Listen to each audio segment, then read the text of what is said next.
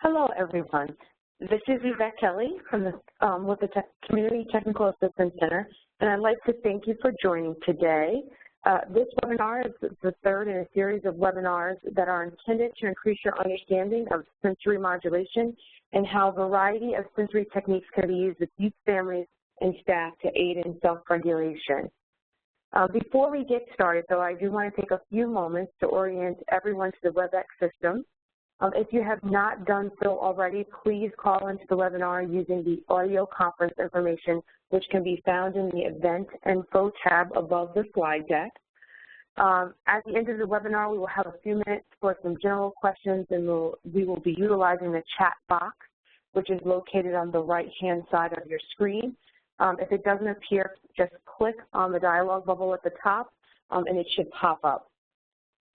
If you experience any technical issues during the webinar, if you could please chat to the host, who is Morgan, who should be able to assist you. So as I mentioned, today's webinar, Common Sense for the Senses, is being presented by Jane Musgrave, an occupational therapist who has lectured and conducted a number of national trainings on exploring and utilizing sensory modulation techniques to support families, youth, and staff. Jane is also a consultant for the Building Bridges Initiative is part of the Massachusetts Recovery Integration Committee, whose work has received recognition for their work in restraint and seclusion prevention. We're very excited to have Jane present on this topic and offer some very practical and concrete techniques for facilitating recovery and resilience in children and families. As a reminder, I just want to let you know that next week we will be hosting a power hour in which we'll be given the opportunity to speak with Jane directly regarding any of the techniques described in the presentation. So while we will take a few minutes at the end to answer some general questions, we are going to encourage that you write those questions down and keep them and join us next week. And so without further ado, I'm just going to welcome Jane back to present on the second half of our sensory modulation webinar. Thank you. Thank you. I can say that I'm very delighted to be here, and I want to, if you haven't been going to the, or actually say attending is probably the right word, attending the webinars that we had the last 2 weeks, I'm going to do a little bit of a brief overview so that we can have everyone sort of on the same page, and then I'd like to spend the time going into more details and really some more tools that you can take with you and take back to your families, facilities, and the folks that you're working with. So without further ado, let's start. Okay, I think we talked in the last 2 weeks about how this really is sort of a new direction in mental health services. And originally, I had gotten involved in this specifically with the idea of how can we reduce, and I actually like to say prevent, restraint and seclusion and happening in any of our facilities with the folks that we're working with. What we found out is that this is so much of a bigger tool than that. It has so many more uses in our lives and the lives of the families we're working with and the kids we're working with, and we actually spent a little bit more time in detail on that last week. But it facilitates recovery and resiliency, and it does empower people to learn how to self-soothe. It is a human intervention. We all have this. So we've spoken about how this is not just for humans, quite honestly, it's anybody with a brainstem and a spinal column. And there even are examples now in the, I guess I call mainstream America, not the sort of the clinical world, but at the mainstream, where you can buy the thunder vest for your dog if your dog has anxiety during thunderstorms. And there was even an article that we talked about of a penguin who got a specialized wetsuit to deal with his anxiety, and he actually regrew his feathers. It is empowering, self-soothing, prevention of dysregulation. But the other thing about it that you don't hear a lot of is also alerting, so helping people be more grounded and focused and in the moment. We talked about how our nervous system is really kind of like a computer, and the environment around us is the software. And we actually respond then, as your computer responds to the software that you put in it, we respond to the stimulus in the environment or the sensory stimulus around us. We have an inherent need as human beings to meet our sensory needs. That is why when you are hungry, you eat something. That is why if the lights are too bright, you might turn the lights down or turn some lights off or put sunglasses on when you go out in the sun. It's sort of this instinctual thing that we find within our nervous system. We actually spend many parts of our day regulating our sensory lives, and we really don't even think about it so much. Right before this we started, I realized that I'm in New England here in the Boston area. It's really cold out, so I went and grabbed a sweater, not thinking this is a wise or wonderful thing to do, but my body was telling me this is something that I needed at that moment. We talk a lot about the parts of our neurology that I think we sometimes neglect in mental health, and that is my favorite parts, which is the back of the head, not the front of the head, the brainstem, the spinal cord, and our 7 senses, and we actually spend a bit of time realizing that there's actually a lot more than just 7, and how they play a real part in our ability to meet our own sensory needs. And we also talked about the interventions. And these interventions can help far more with just managing agitation and self-control. This can help with improved sleep. It can help with concentration and focusing, being in the moment, and the transitions that go in our lives. And a lot of times we really found that the times that people tend to have I don't want to say tend to have the hardest, but maybe have more dysregulation is those transitions. There tends to be more restraints in inpatient psychiatric units during, say, the second shift or during change of shift when the shift is changing through. So day shift is coming into evening shift or evening shift to night shift. Kids can have a more difficult time in the transitions of their life, from going from home to school or school back home or after school programs, going to bed. And those are the times that we sometimes have to change where our alert factor is within our body so that we can participate in the activity that we need to do, such as going to sleep. If you're wide awake and all alert and very kind of feeling totally energized and you're trying to go to sleep, you're going to have a much harder time getting there than if you could get yourself regulated into a more calming or more low energy state before you go to bed. This also, we've discovered, really helps with people participating in their own hopes and dreams. So today, we're going to, as we have the other weeks, learn how to help people manage their own individual sensory needs in safe, effective, and satisfying ways, and to quote one of my favorite people, Cookie Monster, so today we will live in the moment unless it's unpleasant, and in that case, we'll eat a cookie. So we talked about naming the 7 senses. And I'm not sure, I should have probably asked at the beginning how many people actually attended the first one because we don't have as large a group today. But if you didn't, what we did was we talked about first the 5 heavy hitters. And the 5 heavy hitters, and I always sort of think of this and remember this by starting at the top of my head and working my way down. But basically, we have hearing, we have seeing, we have smelling, we have tasting, and we have touch.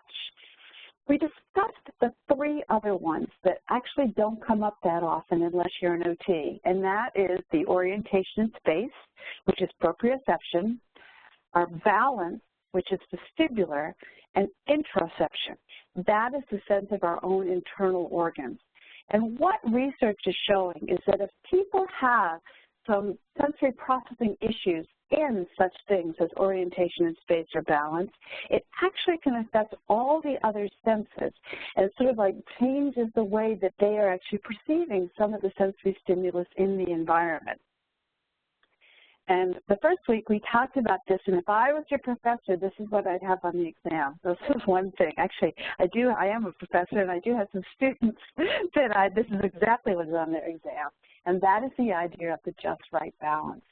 And the just right balance is when the person is both calm and alert. Therefore, they appear content.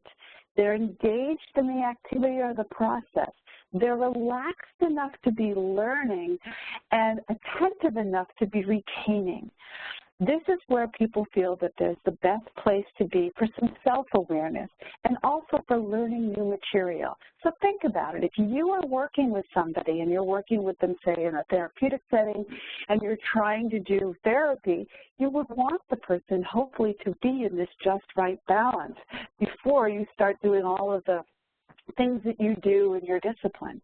Or if you are in my field where you're actually doing a lot of teaching of life skills or even self-regulation skills, you want the person in the place where they can actually input information and be able to then utilize it in the activities that they need to. So think about if you want to actually try to use some of these activities before you start the traditional kind of techniques you use in your field to get that person to a place where they are best able to really be engaging with you. We talked about the arousal state, and we talked about the arousal state of balance in the middle, that sometimes people can have a very high arousal state, and I always like to give what I want to say, credence to this. I love the Tasmanian devil, so this is not saying that this is a bad thing, nor is too low a bad thing.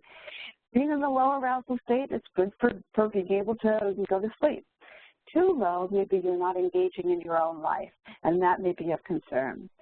High is something that you want to do, being high arousal state if you're going to run out and play soccer. Or sometimes I do a lot of traveling to the airport, and I find that I have to run from one plane to the other. My high arousal state sometimes gets me there so I don't miss my next plane. Too high is when I'm dysregulated, and therefore I cannot access the skills that I have to be able to meet the functional demands of an environment that I need to be in. So we also talked about what is calming and what are the commonalities of calming. And that is that calming things tend to be mild and soft. They're predictable. You're not surprised. You're not, have the rug hasn't been pulled out from under you. You're not side-blinded. You know what to expect. There's flow and rhythm to it. If you think about singing, if you think about chanting or even prayer, there's a rhythmaticness, there's a predictability to it. It's simple, it's familiar. Knitting is a wonderful example like this. If you are a good skilled knitter, if you're learning to knit, it might be a whole different experience. So certain activities can actually change depending on your comfort level with them and your skill level with them. Alerting things tend to be strong. They're pronounced. Think of a hot fireball versus a nice warm cup of cocoa. They're fast-paced. There isn't a rhythm to it. You have to be on your A game. You're on your tippy toes. You're thinking, you're moving, you're doing all those kinds of things, but you're really in that moment. It's complex. It's novel. It's new. It's different. Because it's new, say knitting, and you're just learning to knit, that could be an alerting experience where if you are an experienced knitter, and I actually watched the New England Patriots yesterday, and I knitted away, and I could still watch the game even though I'm knitting because I've been knitting since I was 12. For me, that was a calming experience. Alerting is surprising, and it's unpredictable. So what are some sensory-based approaches? And we're really going to tunnel down into some of this information for you today, as well as some of the things that you can bring into your facilities as tools, or some of the environments and how you can really look at the actual physical spaces and create a more sensory-friendly, sensory-pleasing environment, or what I like to say is put the treat back in treatment. So sensory-based approaches, they are calming ones, the self-soothing ones. Many people, again, not everyone, I like to make this qualifier right here. While there is a commonality about many people, there are always unique individuals, and we are always unique individuals. So there may be some people that would not find some of these activities either calming or alerting. But in general, people find hot showers or baths, a nice cup of decaf tea. I had one right before we started. Rocking in a rocking chair or a glider rocker or a swing outside. beanbag tapping. That's one that a lot of people maybe haven't heard of. It's really interesting. It's you're taking a beanbag and actually starting more at your shoulder area, working your way down your arm, up your arm, down the other arm, maybe across the back of your neck, up and down your thighs, down to your feet.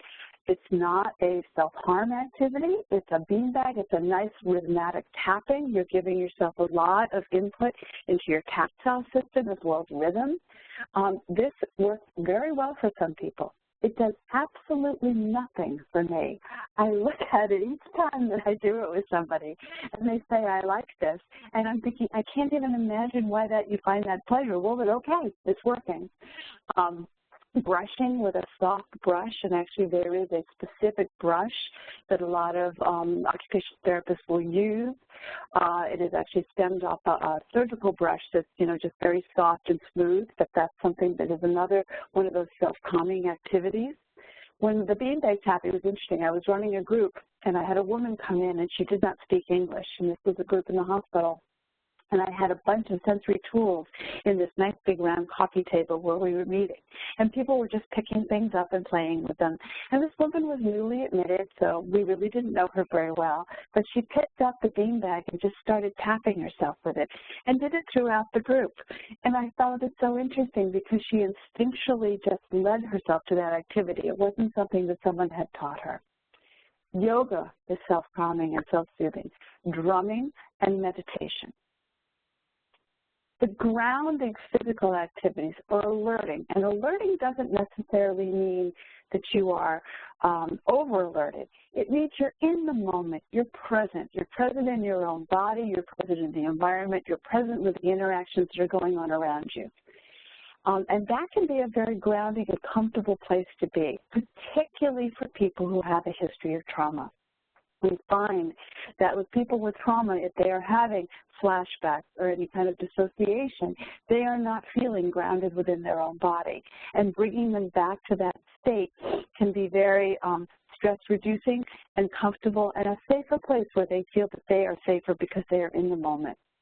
Grounding activities include holding something with weight to it, holding something that's hard, placing a weighted pillow in your lap, a weighted stuffed animal. We're going to talk about them in much more detail today. Arm and hand massages, or even full body massages, if that's something that you're enjoyable, you're comfortable with. Push-ups. I love wall push-ups. That's one of the things that I'll have kids do, particularly if I can see that they're starting to become dysregulated. We go to a wall or a tree or a side of a building or a house and do some push-ups together. That internal joint compression is very grounding. It's actually facilitating your proprioceptive system. Tunnels, pushing through tunnels or body socks are a tool that I'm using a lot with kids right now. It's kind of cute. I got a thank you from a mom and her son who will come to one of our workshops, and all I saw was this giant blue body sock because the child was in the body sock with a sign saying, I love it, I love my body sock. Again, that compression, that containment piece feels very grounding. Walking with any kind of joint compression, this means kind of a fast walk with purpose to your step, aerobic exercises, and sour candies, fireball candies, those warhead candies that I really don't like, but anything that really gives a strong flavor or taste in your mouth. So let's look at ourselves.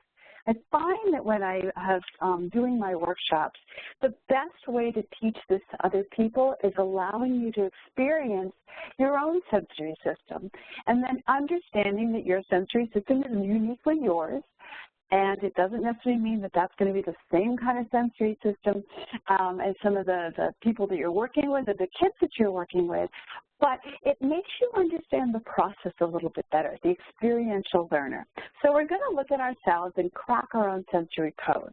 So as we go through, I'd like you to say to yourself, which of the ones that I'm describing here feels a little bit more like how you respond in certain situations. And if people even want to write in if they kind of say, gee, I'm really a this or I'm really a that, I'd be fascinated to see that. That would be really kind of encouraging. And then I can customize the conversation a little bit in those directions. So let's start. There are really two thresholds. We're going to be using, again, as I talked about in the first week, Dunn's sensory processing model. There are other sensory models out there. I like them as well, but I find I use this the most. And the reason that I like it is it really gives me some real prescriptive advice that I can give parents or individuals in ways that they can find interventions that will then support their sensory system. So, two thresholds. One is the low threshold. The low threshold means that you have a low tolerance for stimulus. So that means that stimulus really gets to you. You're distracted, you might be distractible or exaggerated response to stimulus. If you hate having tags in your clothes, or you can't stand a certain kind of sweater, or the buzz of a fluorescent light above your head makes you think more about the light and less about the person that's talking.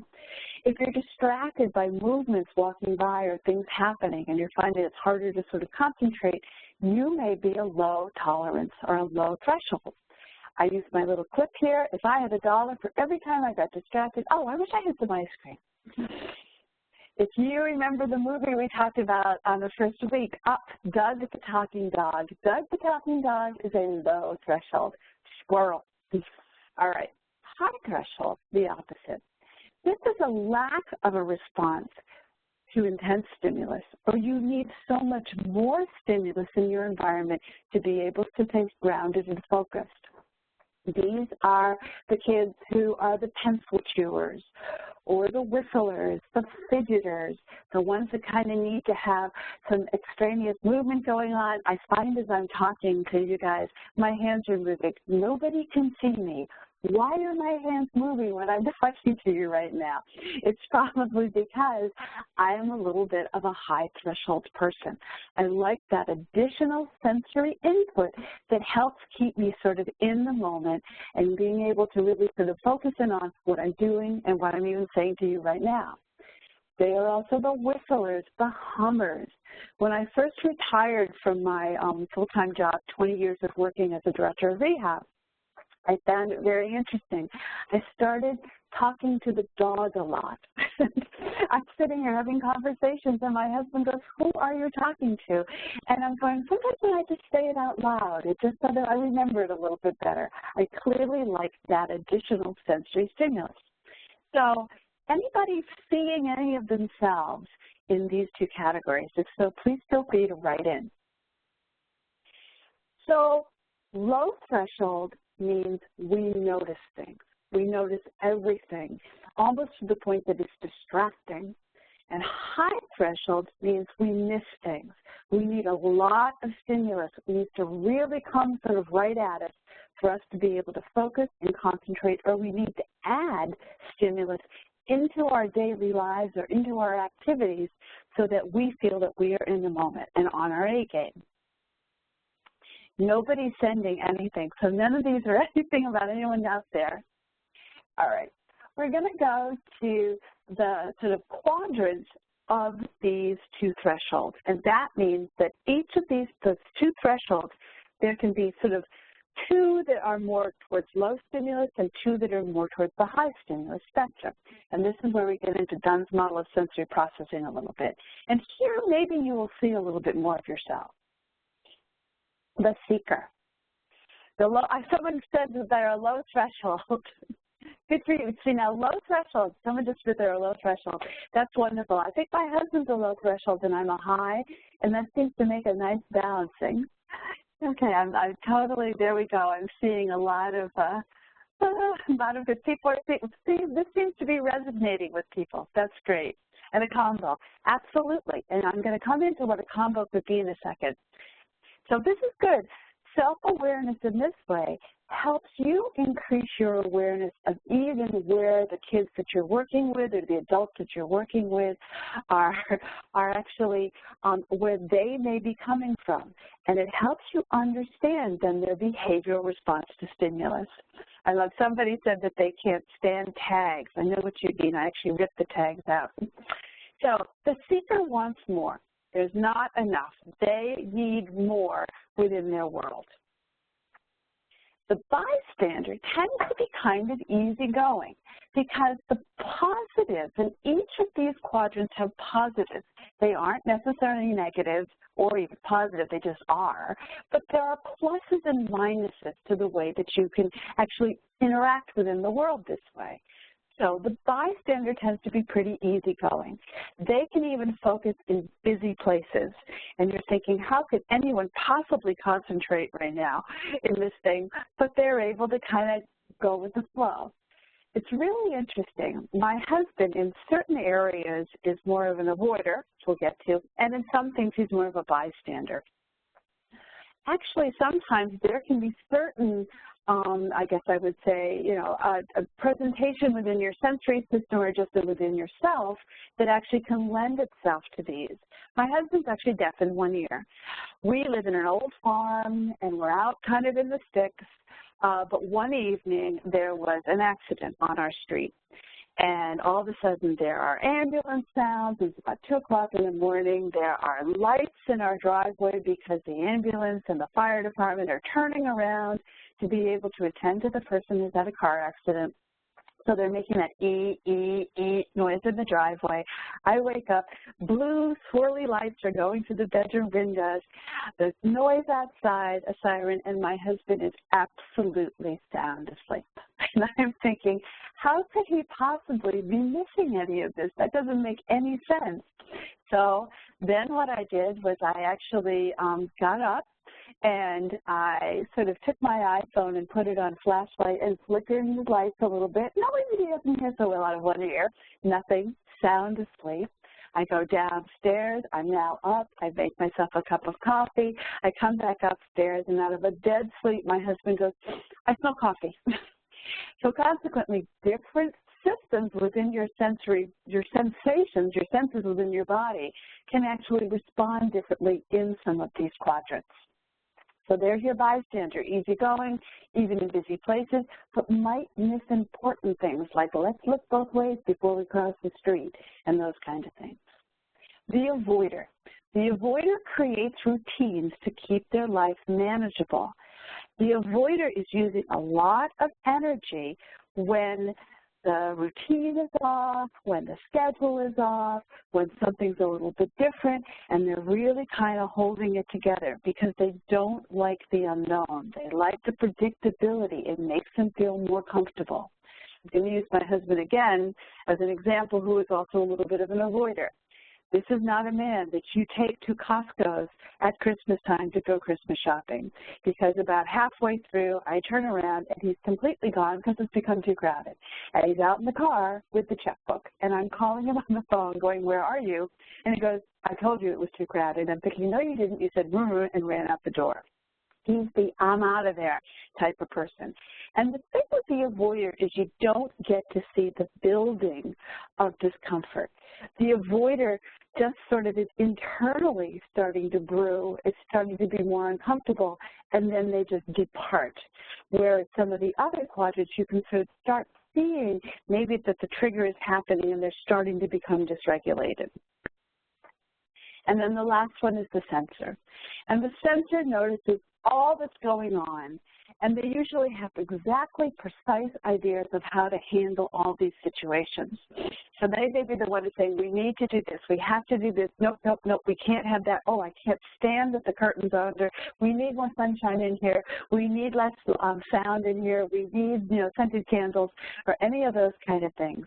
And they are someone who is noticing everything. People can become desensitized, and this is important in this, because what happens is that a sensor, if they're certainly familiar with a certain kind of environment, it may become desensitized to them. I was speaking in New York. I think I told you this from the first time, that wonderful up in New York State, upstate New York. It was lovely. I was at a facility that I did not realize had camels and peacocks. And as I'm speaking to folks, one walks by the window. Nobody in the room turns around to look at me. Look at this. I do. I'm totally dysregulated by the fact, not totally dysregulated, but I'm definitely alerted to the fact that I'm seeing camels and peacocks walk by the door because it's new to me. Again, newness will cause that increase in alertness. Okay, so here's a nice little picture, and see if you see yourself in this picture. So we're going to start on the right-hand side, right up near your screen, and we see the seeker. And the seeker is a gentleman who is wearing lime green shorts. He's got a yellow scarf on. He's wearing a wreath around his neck. He's on a bicycle. Let's say we're in Paris or someplace interesting like that. He's got a helmet on, bright red bike, and he's biking down the street. He's a seeker. He's got a lot of stuff going on. He just didn't go out in his plain sweatpants. He really dressed up for this occasion and added accoutrements such as his wreath. We look down to the lower side of the screen and we see the sensor. They have completely stopped what they're doing, turned around, and they're noticing this individual, and now all their attention is focused in that direction. If we keep going around clockwise, we'll see the bystander. The bystander does not notice this. They're still having this interesting conversation with a group of people that they're talking with, and doesn't seem to even have noticed that this large, bright yellow object on a bicycle is going by. And then up in the farthest corner around 11 o'clock, we have the avoider. And they're actually hiding in the apartment upstairs on the second floor there because there's no way an avoider would want to be down in the throng of everything that's going on in that area. So anybody see themselves as one of those quadrants? Please feel free to write in. Okay, so we're going to continue here. People then have a behavioral response to the stimulus that they're having. We've got some sensors, okay, and you might be more than one, and you might be more actually in one area, you might be a little bit more than a sensor in one thing and maybe an avoider in others. Okay, a total avoider, I love it. All right, so we have a behavioral response to this. An active response is to try to control the sensory input. So if you're an avoider, you control it by leaving. You get out of that place that you're not liking, or you turn down that stereo that's too loud, or you put the earphones on to block out the noise. I'm thinking all noises. I'm trying to think of other avoiders. Oh, you avoid certain foods because I don't like spicy, so I don't even want to go to that restaurant because they have spicy food. I'm avoiding it. The passive behavioral response is somebody who lets it happen, lets the stimulus happen and kind of get into them, and then they react. So an active response is controlling it, stopping it, changing it, seeking it out. If you're a seeker, you're going to actively seek out things. And the passive response is letting what happens almost until you get to the point that you react and potentially overreact. And we have our two beakers here, and seriously, dude, I think you're overreacting. So it's important for us, if we know that people have an active or a passive response, and you kind of know what the triggers are, to understand that certain situations might be more difficult. I'm working with a mom and her son right now, and one of the things that's so interesting is mom is a seeker.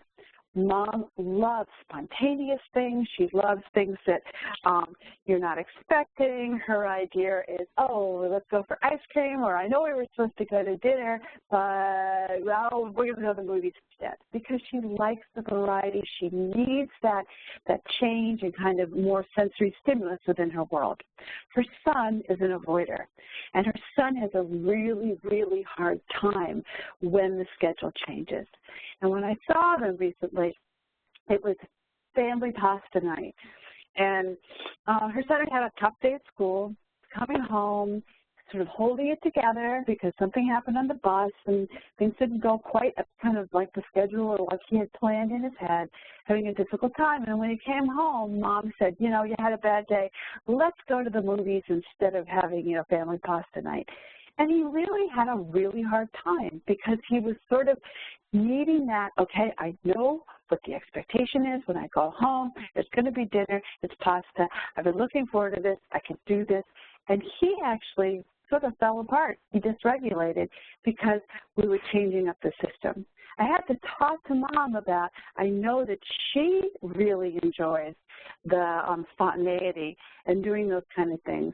But for her son, that's harder for him to be able to digest and function in.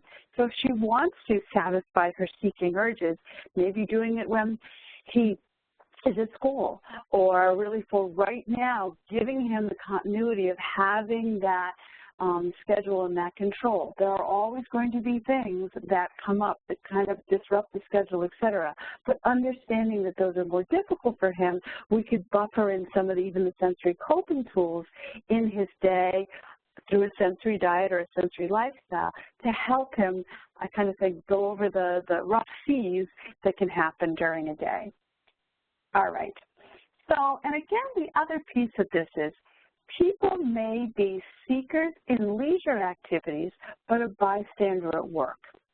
And what we find is different environments, because different environments are going to have different sensory components to them, that they may sort of alter.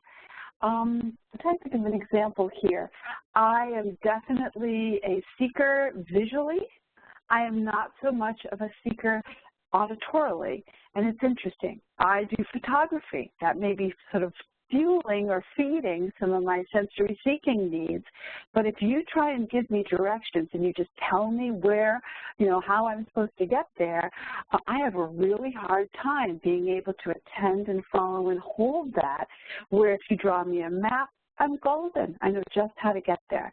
So again, it really sometimes not only depends on the environment, but it also might depend on which sense of our 8 senses we're really kind of utilizing to be able to accomplish that task. All right. So last time we talked a little bit about some of the profile tools, the assessment tools that are out there. And I'd like to kind of tunnel a little bit deeper into some of that with the 2 that I draw me a map. I love maps. Somebody just said, yes, draw me a map. I'm meeting kindred spirits out in the world there. So let's talk about the 2 profiles, the sensory profile, or 2 assessments that I use. I would say primarily, not that I am not, sort of fans of some of the other ones, but that what I really like about these 2, and this is done sensory profile model, is that it gives me real concrete recommendations that I can give back to parents, to kids, to clinicians, to thinking about environments and setting up environments. And therefore, I feel like, okay, we've sort of identified an area of strength or an area that we want to sort of change or support, and here are some things that we can actually do about it. So again, the Sensory Profile 2, which just came out last year. I think the Profile 1 was before that. And that was for children from birth to 14. There are 5 components to this assessment. I use this one quite a lot. The short one being an assessment to determine sort of a screen. Should a full assessment be done? There's an infant, a toddler, a child, and a school companion. So again, this is filled out usually by the primary care provider, whether that be a parent or in a residential facility. It may be a clinician who knows the child very well. It can be done sort of in collaboration, but it actually is done by the observations of the person who sees the child. And the thing I like about it, it really focuses on when the child is sort of functioning at their sensory best, because that's what we're going to capitalize on. We want to capitalize on the strengths. We all have weaknesses. We all have challenges. But let's use the strengths to compensate for the areas that we do feel are more of a challenge for us. And I like the school companion too, because the other thing that we just mentioned is the idea that we will present differently in different environments. And school is a very structured, very predictable environment with very clear sort of guidelines on what is considered acceptable behavior. home, just by the nature of home, is not always as structured. Things come up, someone comes over for dinner, you have to go out to the grocery store, there's a special project that you need to now go to the drugstore and get, particle board for, or any of those kind of things. And there is a little bit more fluidity within the home, particularly there are other individuals in the home that can change some of the dynamics. If your adolescent, older brother or sister is playing their music really loud and you're an avoider, you may need to have a different way of being able to control that input for yourself than you would in school, or certainly like in the library at school, where it's always expected it's going to be a quiet area. The companion to this is actually the adult adolescent sensory profile. And if you have an opportunity to either purchase these or see, I love doing one on myself. So I did a sensory profile when I was first learning to do this on myself and went, well, Dan Skippy, that's pretty accurate. I was pretty impressed. This is for ages 11 through adult. This is a self-questionnaire. And what it will do is it actually will also go into a variety of different settings and looking at where do you actually sort of perceive to be functioning your best, what kind of sensory input is in that environment, and what sensory input may be more dysregulating for you, disruptive, or just more distracting for you. The thing that I like also about this is that there's this overlap between 11 to 14 with the one that came before. So consequently, you can get a parent's opinion of a 12 to 13-year-old and also ask that child themselves how they perceive that they really sort of where they function the best and what actually would potentially be more disruptive or I would say dysregulating, distracting for them.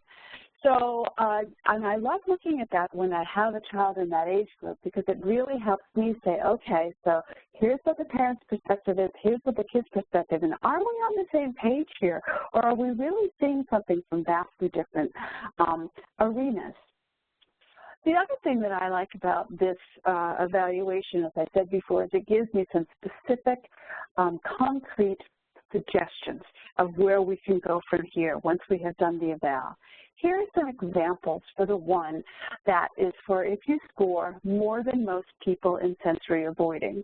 And the scoring usually goes anywhere from much less than most people, less than most people, like most people, more than most people, or much more than most people. So there's a 5 sort of grade-aided score that people can come, and you get scored in each of the quadrants, those 4 quadrants. So you get scored in the low registration, in the seeker, in the sensor, and the avoider. Examples, if someone is a sensory avoiding, you might suggest wearing sunglasses if they're avoiding is high in the area of visual. And what you do is you look at where those scores came in under which of those 7 senses. And you can see from the eval, the way it's broken out when you score it, if they're scoring, the reason that they're scoring more than most people is because of high scores in visual or touch or auditory. And you can make these real kind of concrete, easy life I don't want to say lifestyle choices, but certainly ways that you can provide support within the environment for people so that they can continue to function and meet the needs they have to in those environments. Example, wear gloves when gardening. Position a fan or ventils not directly on you if you are high sensory avoiding in touch.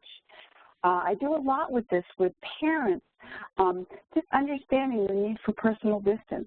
People who are avoiding don't necessarily like to be touched. They may be tactile defensive, and understanding that touch or certain kinds of touch is more noxious, and how do you incorporate that into your daily lifestyle.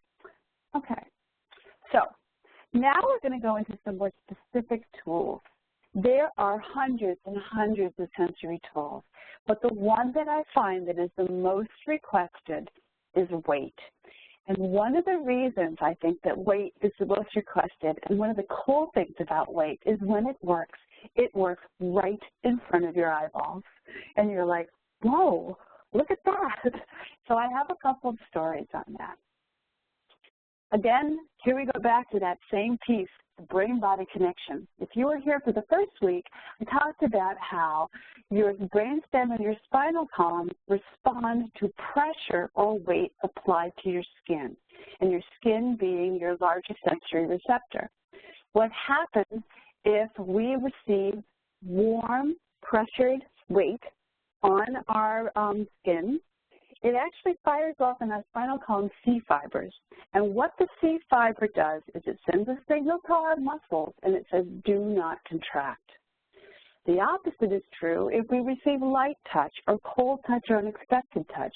That actually fires off A fibers in our central nervous system, in our brainstem and spinal column, which then sends those fibers go out to our muscles and tell our muscles to contract. I like to think of C fibers for calm, C is for calm, and A fibers, A is for alert. So there are many, many weighted tools out there. There are weighted blankets, which a lot of people have heard of, and there are specific sort of guidelines for weighted blankets, and there, if you are interested in that, in the references that I provided in this PowerPoint, you can go to web references and literature references that will actually help determine how much weight, et cetera, given the age of the child, given the weight of the child and the height of the child.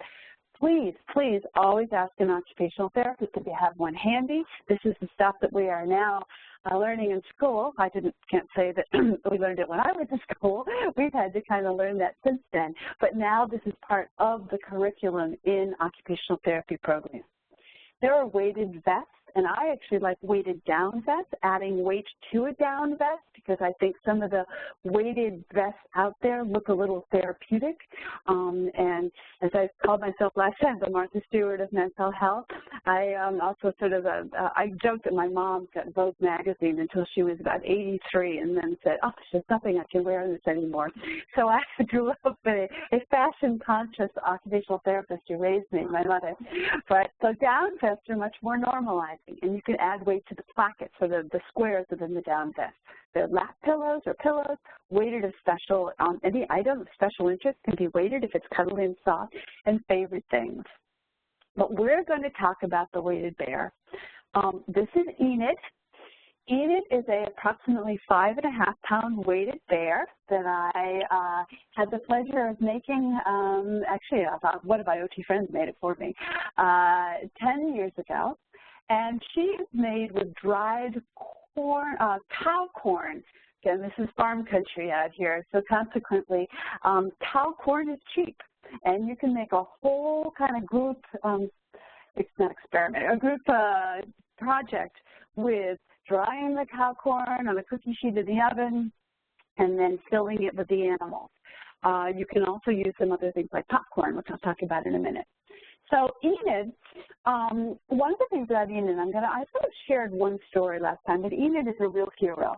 Enid has actually prevented 2 restraints from happening, one in a hospital where I was speaking, and it was clear someone became very upset.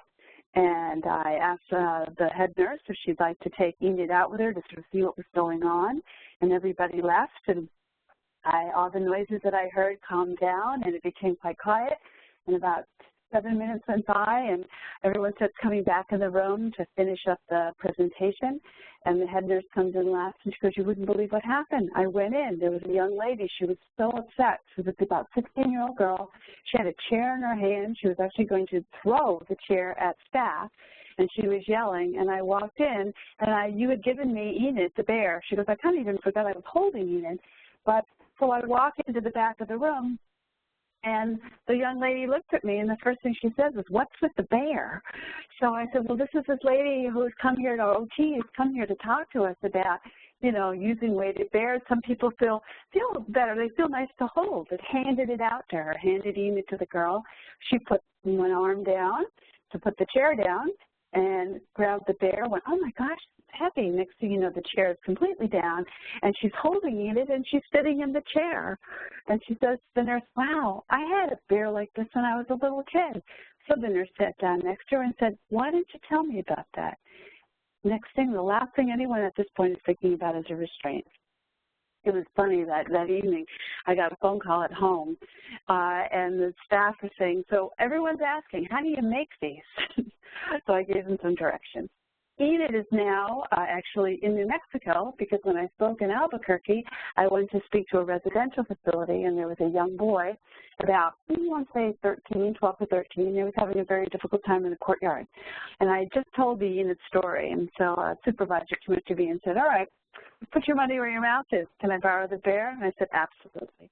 And so I was called over to the window a few minutes later and looked outside, and there's this young man sitting on the side of sitting next to the side of the building, holding Enid in his lap, and the staff person talking to him.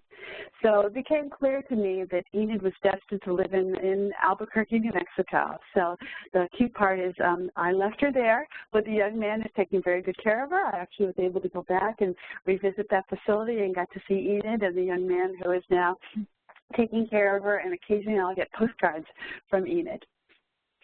So again, not only the biggest question is how do you use weight, but how do you make a weighted animal? I have included in this PowerPoint for you directions on making a weighted stuffed animal or a pillow.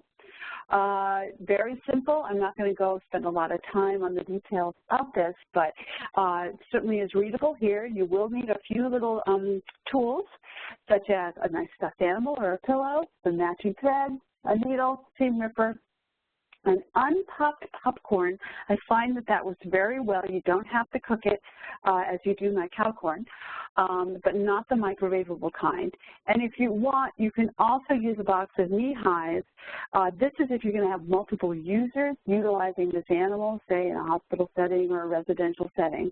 I don't do that if it's going to just one individual and they're going to own it. And if you want to add scent to this, you can also add scented dryer sheets.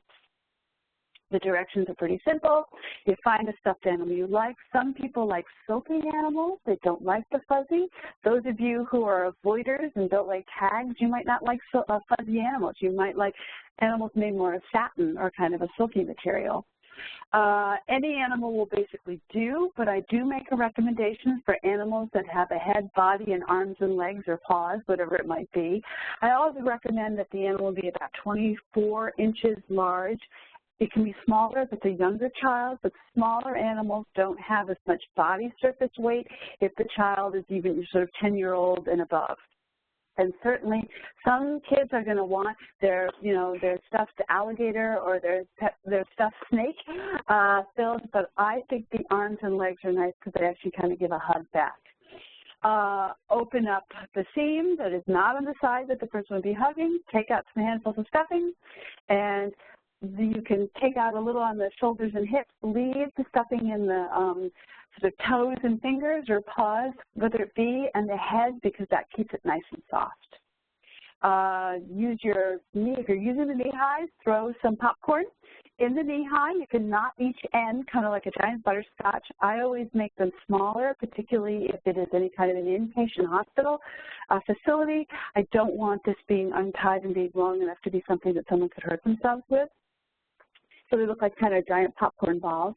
And then I actually fill each one at about half a pound to the animal if I'm using the knee highs. And then this is a wonderful time to add the scented dryer sheets. That way you could actually put the animal in the dryer for a minute, and that will let all that lovely lavender fragrance come out if you choose lavender, or spring air. Fresh linen is another kind that they have. I recommend the animal be approximately between 6 to 8 pounds, really depending on what feels right for you or the person you're making it for. You don't want it so heavy, given the size of the individual using it, whether it be a child or an adult, that it's going to be heavy to hold or heavy to pick up. You're not trying to sort of weigh them to the ground. You want this to be a comfortable, sort of comfortable, snuggly, nice thing to hold. Sew your seam up, and you might want to sew it twice so you don't leak, because nobody wants popcorn falling out of their weighted animal.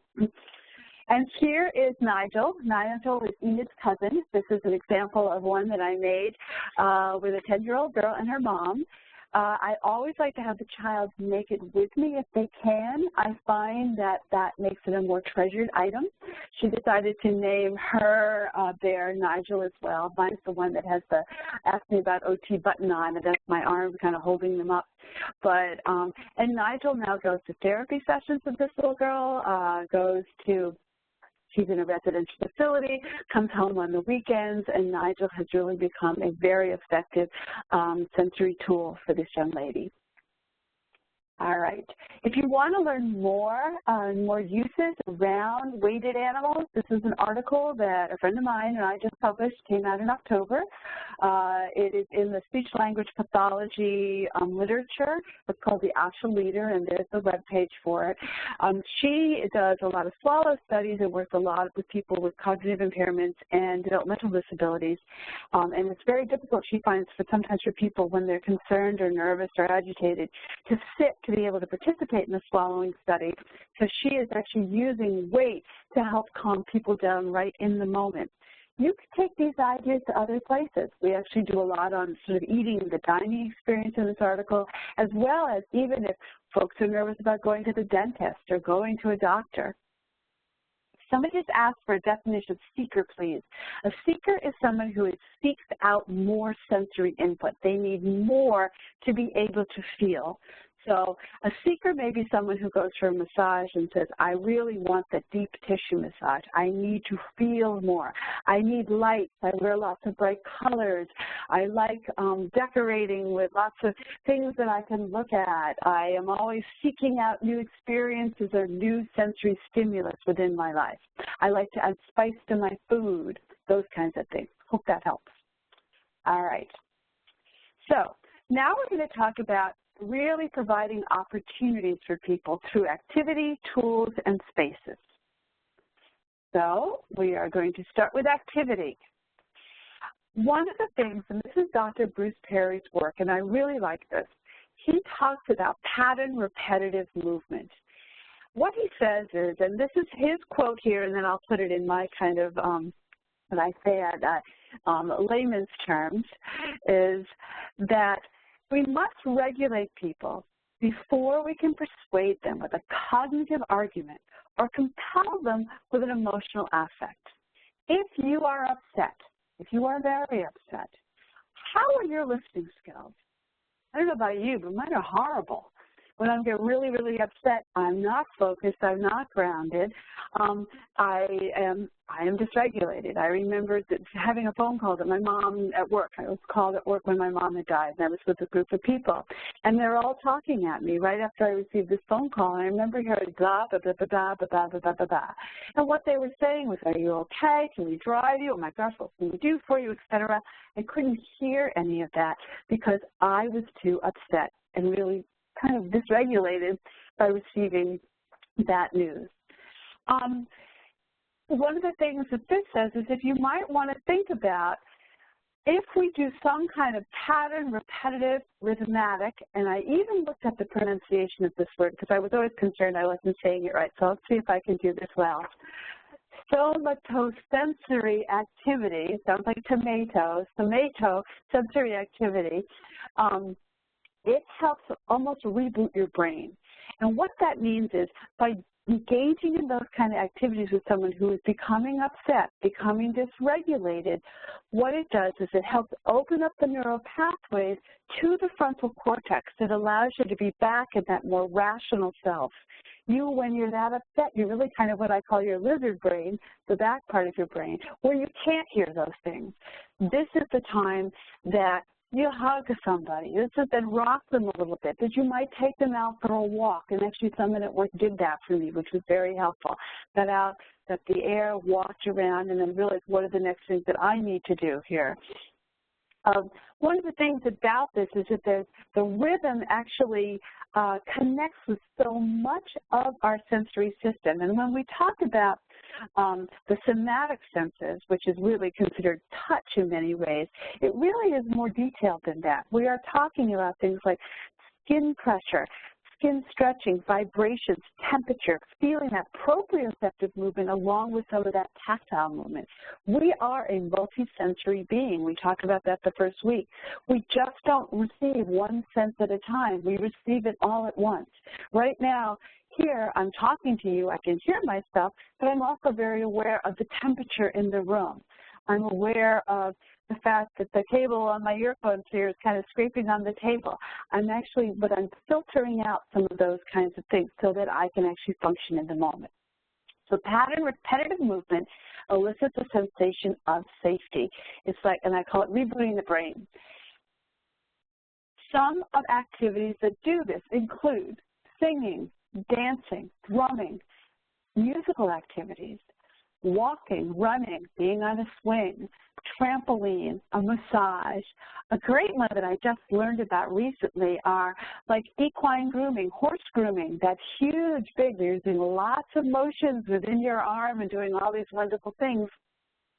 And you're getting that pattern movement. Animal-assisted therapy. And there's a lot of studies actually coming out recently now, and one of my students at the university is the one who sort of turned me on to this, that utilizing skateboarding, particularly with kids on the autistic spectrum. I highly recommend if you have working with that population and you think you have some people who motorically participate in a safe way in this activity. I'm an OT, I'm always considering safety as well. So please, helmets, knee pads, the whole bit.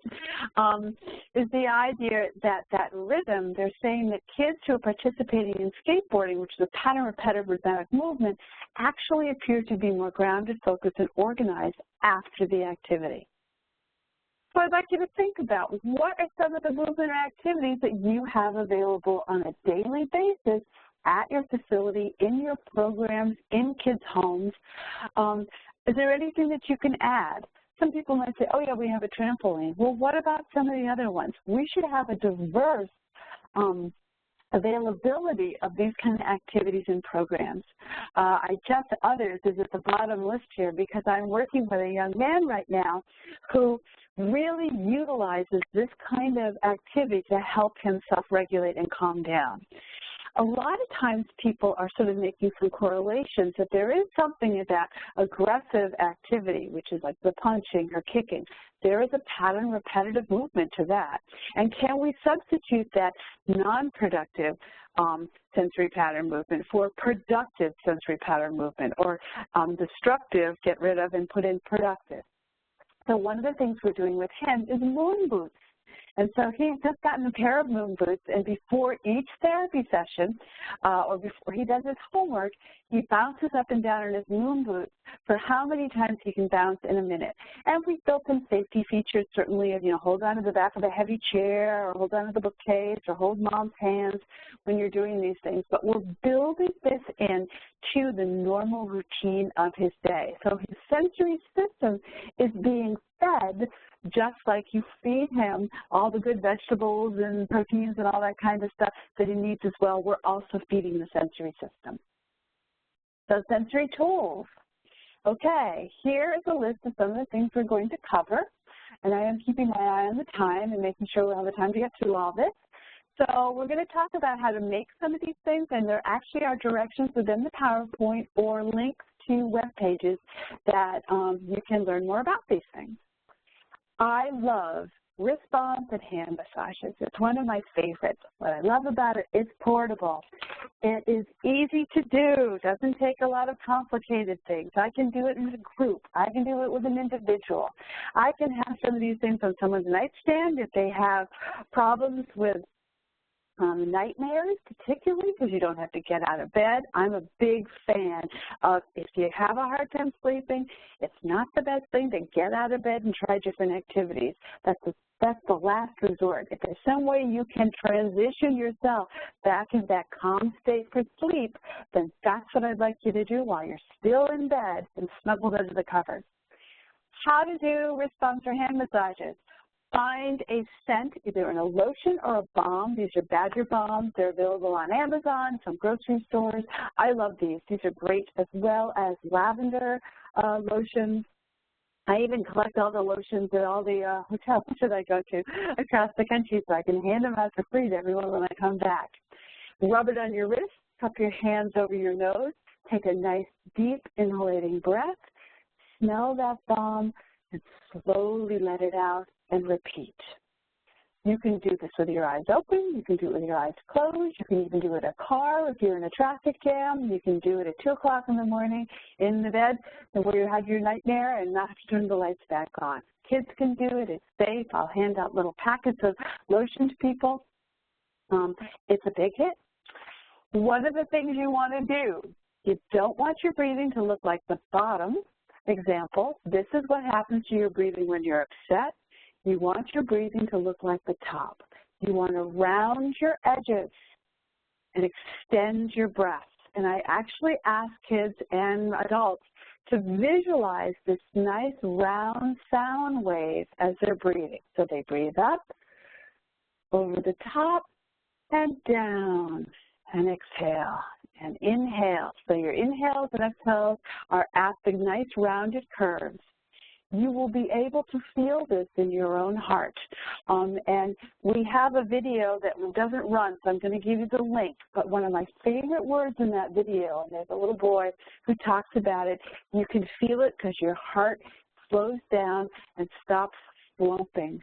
I love that, slumping. I think that's automatopoeia. The word sounds just like it, just exactly like it feels, okay, or is. Another thing is fidget. Fidget tools are cool. They're very helpful. I actually fidget with pens, and that's why the little, thing that keeps them on your little clip at the top constantly goes flying across the room because I realize I'm fidgeting with it. But it can be very effective in a daily sensory diet or lifestyle. It's a learning fidget. They're calming and alerting ones. It can help get to that just right level of alertness that we talked about in the beginning. I actually do sometimes actually prescribe them so that I'll write permission for kids to have fidgets in the classroom. We talked a little bit at the Power Hour last week about how do you get a school to kind of get on board with this. And I sometimes find, if the OT puts it in the eval and says it's okay, then we can integrate it into the classroom. So use your OTs that way. It's also great for waking up your fingers before any kind of fine motor activity that's needed, such as handwriting activities, and it does help promote focus and concentration. You can go online. There are fidget recipes online. These are balloons. They're a great one. You get some great balloons, funky balloons at Michael's and craft stores, and fill them with either flour or rice. You can add a little scent to that. And just have it as a scrunchie for your fingies, okay? Somebody just wrote they asked their kid to smell a flower and blow a bubble. I love that. That's a good one. Okay, so here is one of my other favorites. This is the aromatherapy Play-Doh, and you make this. Now, all of these tools, really, you can have kids either, participate in, say, their lotions, or these next ones you can actually have them make. And if they're part of the creation of it, it becomes a valued and loved item that kids tend to keep hang on to and utilize. Here's a link to get to how to make. This is a Play-Doh that you do need to cook on a stovetop. There are non-cooked Play-Dohs out there as well. This does have flour in it, so if anybody has any gluten component pieces, you might want to use gluten-free flour, which is available. You make this with a cream of tartar, a little salt, some flour, water, and cooking oil, and you add food coloring of your choice and some essential oils. And what's nice is when it's done, you can even put it in the microwave, and you can actually run it through so it's warm on your hands, and the scent comes out with it, and you have this wonderful warm scented fidget tool. Somebody says a great activity is listening to raindrops. I love that one too. I do that particularly at night if I'm sleeping and I hear the rain. Another nice one is a scented rice sock. This, you take a sock or even sort of a nice tube. If you're a sewer, you can actually sew some nice material. If not, you can just take a nice knee sock, fill it with rice, and again, some lavender. It can go in the microwave. It can go around your neck, and it can be heat and warmth. Remember, you're really facilitating those C fibers to fire in your central nervous system to help your muscles relax. And then the last one here is the water bottle wave. And the water bottle wave I love because of the movie clip. Now, the movie clip we can't show you here. We will have the link, I believe, on the next slide.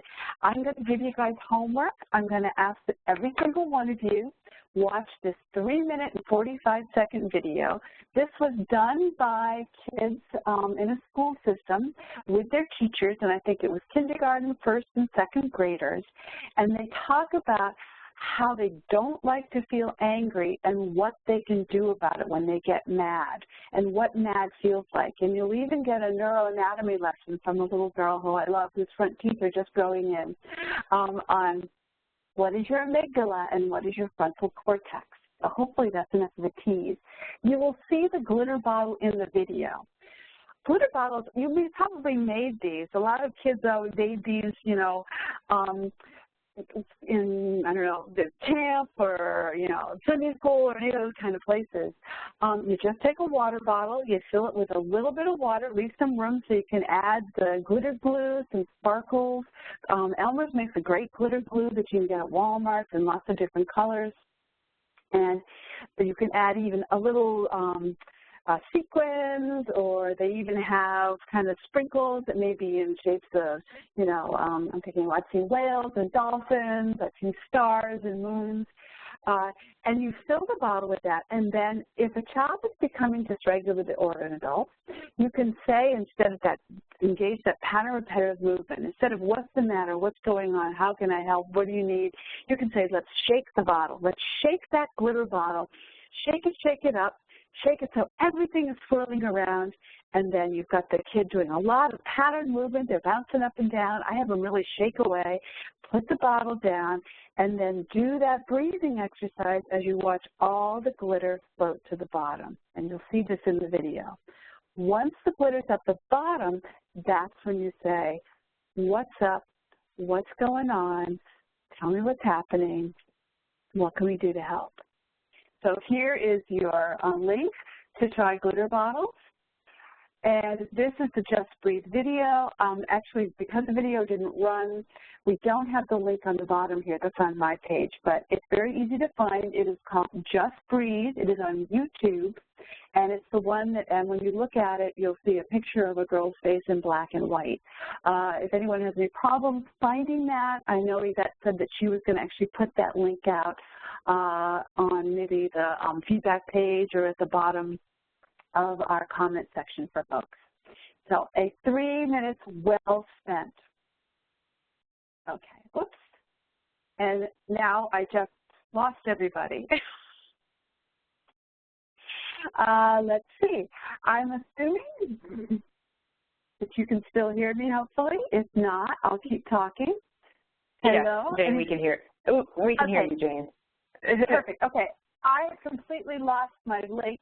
When I hit the button for the movie, it completely kicked me out. So I am going to keep talking a little bit while I try and get myself re-logged in, which is kind of cute. It reminds me when we are speaking or playing instruments and my husband breaks a string and has to change strings in the middle of the song. So here we go. All right. I'm trying to get back in. The next things we're going to talk about is, excuse me while I type 1 second, I apologize. I just have to get myself in here. Okay, here we go. Think about your sensory preferences as I'm doing this. So, okay. We're going to talk about spaces. And the first thing I want to talk about, I'm going to show you some pictures, which is why I'm feeling I could talk, but it kind of loses some of its appeal without, I'm not actually getting in here. Here we go. And it is the idea of what is a sensory room and enhancing sensory environment. One of the things about this kind of stuff is if you're finding information, if you're finding, okay, Yvette, I'm having problems because it tells, here we go. I'm going to try and re-enter back into my, page here. All right. No, because I'm already in one meeting in progress and it won't let me back in. Let's see if I can do this here. Aha, I've got it. Beautiful. I am back in. Perfect. Thank you for being patient, guys. I'm so sorry about that. I'm going to try and go to the next page and see if it does it again as it just did, or if I can get to the next page. Perfect. I am there. Awesome. Wonderful. See, this is called keeping your cool when everything starts falling apart. All right. So we're going to talk about easy access to sensory information. If you're finding out stuff about the kids you're working with, the adults you're working with, you need to be able to communicate this. I do a lot of work in hospitals and consulting in hospitals, and what we tend to do is set up a sensory board, say in what we call the nurse's station or the staff office, that literally says, here are part of a calming plan. Here are some of the things that work with these people, these kids, these adults. And one place that I saw in upstate New York, again, had a great thing. They actually had a wall outside of the staff office or sensory room, staff office or nurse's station, where they did a sensory board of everybody. So staff office said, my favorite calming tool is, and kids sort of made like a little square, put some of the favorite things that they like to do, because it was a community all working together to keep that nice regulated state of energy throughout the entire facility, and really kind of the milieu of that area. I'm also very conscious when I say calming plan, because a lot of times we'll call it a safety plan, or we'll call it a crisis plan. And I had one person say to me, I was really hurt and offended when I was admitted to the hospital, and the first thing they talked to me about is a crisis plan or a safety plan, really sort of insinuating that that's going to happen to me. I like to know that I have a calming plan. A calming plan is something I can take with me, because there are times that I'm going to need to be calm in my life. Think about your language. Language is huge when it comes to this. And sometimes we're using the language that we have simply because that's what we've always used, and we're not hearing it for the first time because we've been desensitized to it. Think if you were being admitted, or you were being enrolled, or you were being part of your facility or your program, what power does that language, what does that convey to you? Is it a positive or is it a negative? A calming plan is a positive thing because I'm learning to calm. A crisis plan is negative because a crisis is a negative thing. Simple things that you can add to a room or an environment. It does not have to be expensive. There are sensory tools that are made by specific companies, therapeutic companies, but it doesn't have to always be. Save your dollars for the big ticket items that you want, but you can use sort of more flexible spending on some of the items that aren't expensive. This is the Big Joe chair. Super comfy. Kids like to be low to the ground. That's very grounding and focusing for them. This is $16.99 at HomeGoods. Here's Rainbow in My Room. A great way to change the lighting. Lighting can be huge. Harsh lighting is alerting. Soft lighting is calming. Rainbow in My Room changes the lighting around. There's Moon in My Room, also comes with its own remote control to have a constellation of stars in your room. I love these candles. I've used them a lot in hospitals and in facilities. It does have a remote control. They change color. They're vanilla scented. Completely changes this room at one of the hospitals I just did consulting to. Barren white fluorescent light overhead. We turn that off and we have a bunch of these in the room with some soft lighting. The whole room feels different. It feels comfortable. Here's a little blueprint that I do when I do consulting for programs on how to set up a sensory room. I usually do a little design for them, given their space, really looking at recommendations. The ideas of having some soft rugs, something soft on the floor, having a beanbag chair, having some weighted animals in the room with some baskets, looking at lighting, adding a table that allows some paper pen kinds of tasks. There's a lot of stuff coming out in the mainstream world now about how drawing for adults, drawing can be very calming. If you haven't heard of Zentangle, you should look that up. There's a lot of coloring books now out there for adults that really sort of are capitalized on this concept. In fact, I was at the grocery store yesterday, and there, along with the magazines, was a calming adult coloring book. Having some kind of a TV with a DVD player so you can do relaxation tapes or yoga tapes is also very helpful. Having rocking chairs, gliding chairs. Again, some maybe sensory supplies in a bookcase or a small cabinet that you could lock if you're really worried about, having staff use that with somebody because you wouldn't feel comfortable having to use it alone. And then some kind of wall art. There's Wally's. There's a wonderful, Wally's.com is a wonderful place that you can get things that look like you're looking at a window to an English country garden, things that look like you are having a constellation of stars or a beautiful tree within the room. It can completely rehabilitate a blank room that looks like the inside of an empty refrigerator to a lovely, calming, serene environment. Some examples of this. This is an art school actually did a mural for us. This is in an adolescent program in Massachusetts. So we added the mountain view, called it the mountain room instead of the comfort room. We have fidget toys, musical instruments, some of those kind of things, fidget tools in a basket nearby. You could add your scented Play-Doh and those types of things. We have about 8 minutes left, so I'm going to quickly go through sensory diet, or what we really are calling now the sensory lifestyle. Now, what it is, it's not a food diet, although you could use food in it. It's the idea of building into a person, a child, or an adult's day, planned, scheduled activities that are of a sensory nature to help the person be at that alert state they need to be for that activity, whether it be a calm state, the just right state, or feeling alerted. For younger children, it's usually supervised by a parent, a teacher, or care provider. Older kids can actually do this themselves. It's really developing routines that happen 3 to 4 times a day, particularly during times that might be tricky, like transition times or problem times, but also capitalizing on successful times. You start off really observing someone over a period of time to see where those times of day are and how could you build some of these tools into that. If you do have an OT, a sensory eval can be very helpful in carving this out in terms of what makes sense for folks.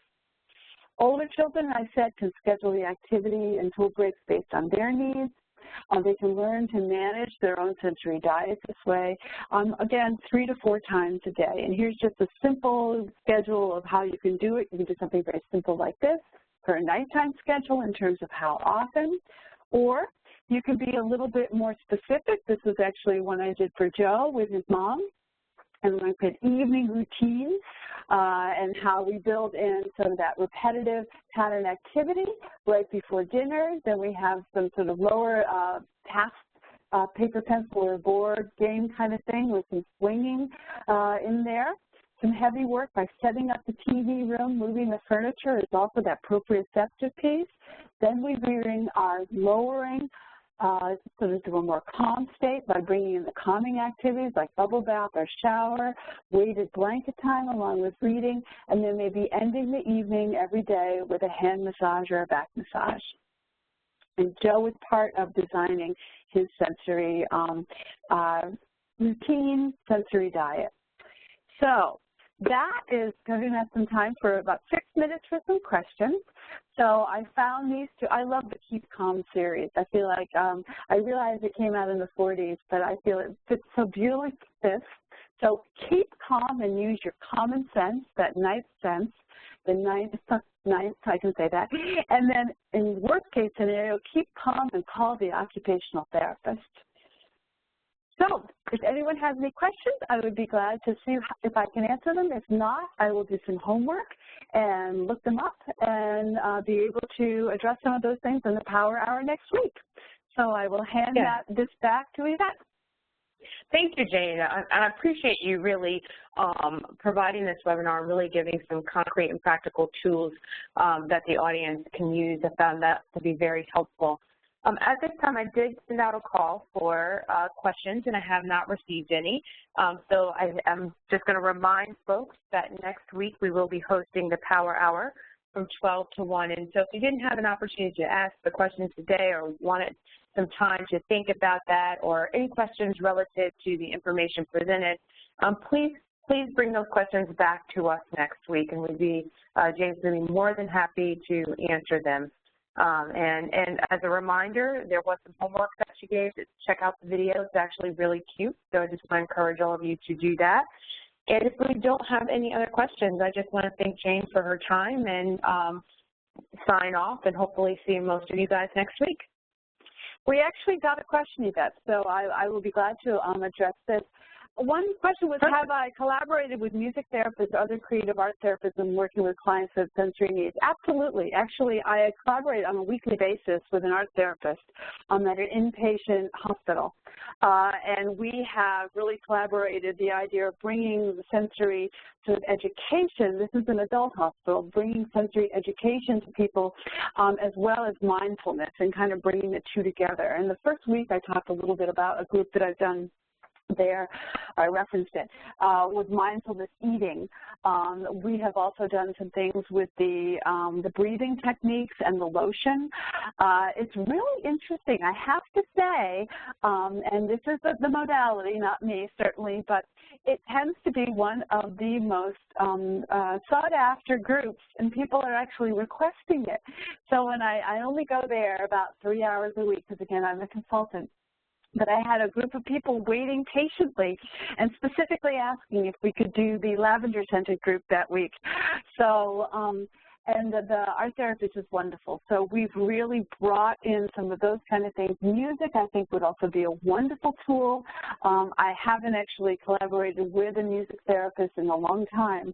I do play an instrument, and I'm in a band, so I have used some of those skills, although they certainly are not, I'm not a registered music therapist, but I have used music, and the idea of taking music, starting if people are feeling kind of alerted and whatever, and then slowly bringing the music down, or the idea of bringing people up in the morning. So we might start with one instrument or one sound and adding in other sounds, and really seeing how music and tempo and rhythm can really change our sort of state of alertness.